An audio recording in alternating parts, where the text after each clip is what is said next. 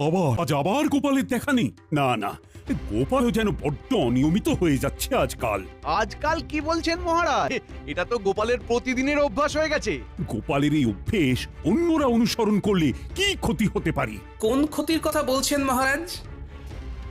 এই তো বলতে না বলতেই সাক্ষাৎ গোপাল হাজির। তুমি তো যেটা করছো গোপাল, দেরি করে সভায় আসাটা তো বাড়াবাড়ির পর্যায়ে চলে যাচ্ছে। তা আজ কেন দেরি হলো সেটা বলবে?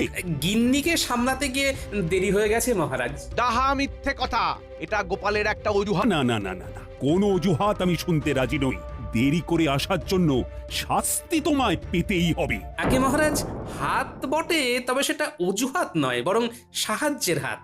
সেটা বাড়াতে গিয়েই দেরি হয়েছে, তবে তার জন্য যদি শাস্তি পেতে পাবো। বেশ, আজকের মতো ছেড়ে দিচ্ছি তোমায়, তবে এরপরে আবার এরকম করলে তোমার বেতন কাটার নির্দেশ দেব। কথাটা যেন মনে থাকে। ওহ, আজ গোপালকে পেয়েও ঠিক জব্দ করা গেল না। সে আবার নতুন কি কথা? তাই এইবার সে কিভাবে পাশ কেটে বেরিয়ে গেল শুনি শুনি। কিভাবে আবার? বউয়ের দিকে সাহায্যের হাত বাড়িয়ে দেওয়ার ভুজুং ভাজুং দিয়ে গোপাল বেঁচে গেল। তাহলে বোঝো, তোমার তো গোপালকে দেখে শেখছি।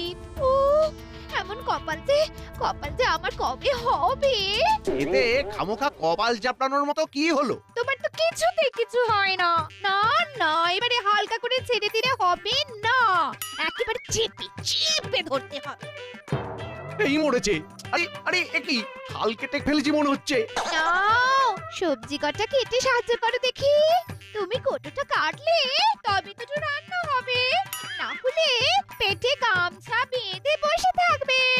হ্যাঁ, বলো কি গিন্নি? না না, আর তো কোনো উপায় দেখছি না।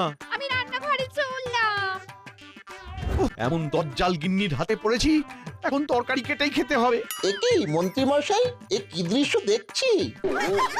আপনি যে রীতিমতো মেয়েলি কাজে খাবি খাচ্ছেন, পাঁচখান করবো নাকি? জানাজানি হলে আপনার মান সম্মান নিয়ে টানাটানি পড়ে যাবে কিন্তু। লোকজন বলবে নারীদের কাজেও আনারি, আমাদের মন্ত্রীর মুখ ভারী। আমি প্যাচে পড়ে গেছি করা হচ্ছে, তাই না? আর ঘরের কাজ কি শুধু আমি একা করি?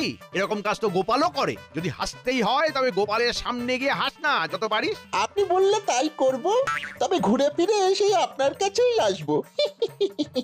আর দেখবো আপনি কেমন ল্যাচে গোবরে হচ্ছেন।